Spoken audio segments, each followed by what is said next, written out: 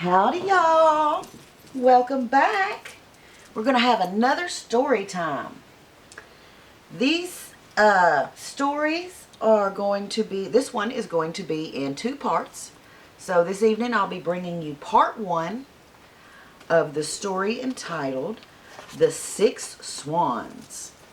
The Six Swans was collected and presented by Jacob and Wilhelm Grimm and is read to you this evening by myself, Tennille Milam. This story is not intended for children. So, part one of The Six Swans.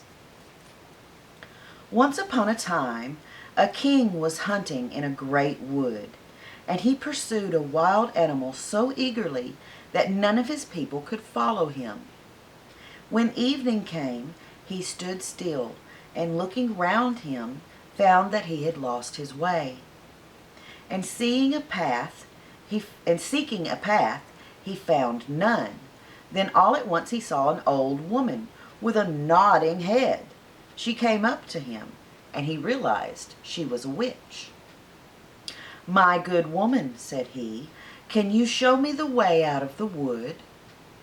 "Oh, yes, my lord king," answered she. "Certainly I can, but I must make a condition.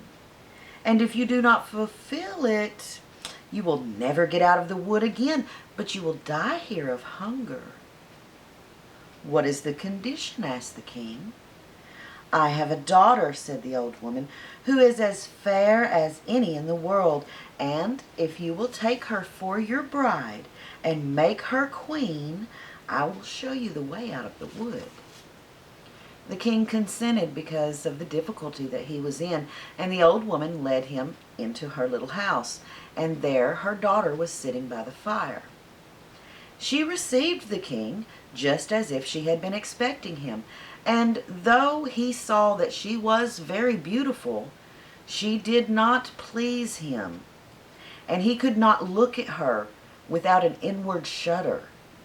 Nevertheless, he took the maiden before him on his horse, and the old woman showed him the way, and soon he was in his royal castle again, where the wedding was held. The king had been married before, and his first wife had left 7 children, 6 boys and 1 girl, whom he loved better than all in the world.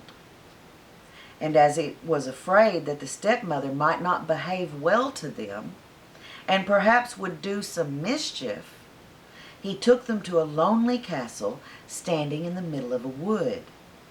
There they remained hidden, for the road to it was so hard to find that the king himself could not have possibly found it, had it not been for a clue of yarn, possessing wonderful properties that a wise woman had given him.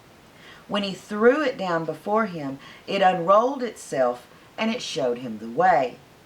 And the king went so often to see his dear children that the queen was displeased at his absence, and she became curious, and she wanted to know what he was doing when he went out into the wood so often all alone.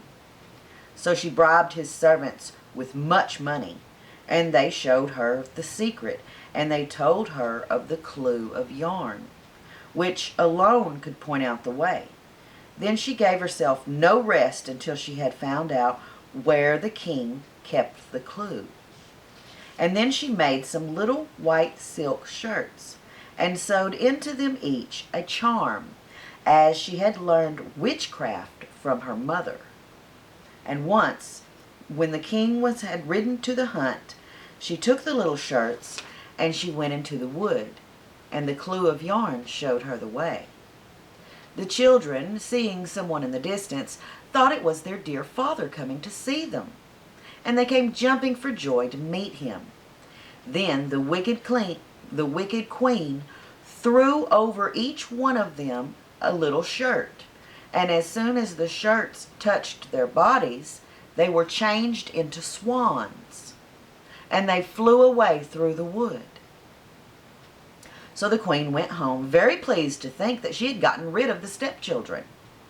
But the maiden had not run out with her brothers, and so the queen knew nothing about her. The next day the king went to see his children, but he found nobody but his daughter.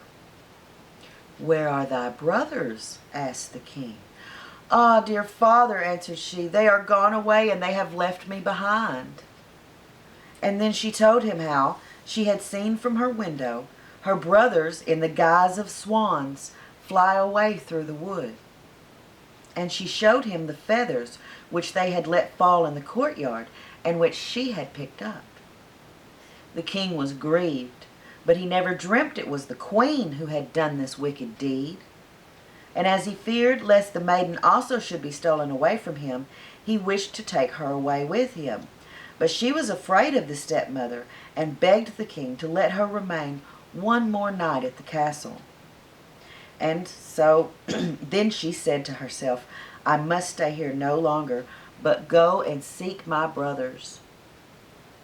And when the night came, she fled away, and she went straight into the wood. She went on all that night and the next day, until she could go on no longer for weariness. At last she saw a rude hut, and she went in and found a room with 6 little beds in it. She did not dare lie down in one, but she crept under one and lay on the hard boards and wished for night. When it was near the time of sunsetting, she heard a rustling sound and saw 6 swans come flying in at the window. They alighted on the ground and blew at one another until they had blown all of their feathers off. And then they stripped off their swan skin as if it had been a shirt. And the maiden looked at them and knew them for her brothers, and was very glad, and she crept from under the bed. The brothers were no less glad when their sister appeared, but their joy did not last long. "You must not stay here," said they to her. "This is a robber's haunt, and if they were to come and find you here, they would surely kill you." "And cannot you defend me?" asked the little sister. "No," answered they, "for we can only get rid of our swan skins and keep our human shape every evening for a quarter of an hour, but after that we must be changed back into swans."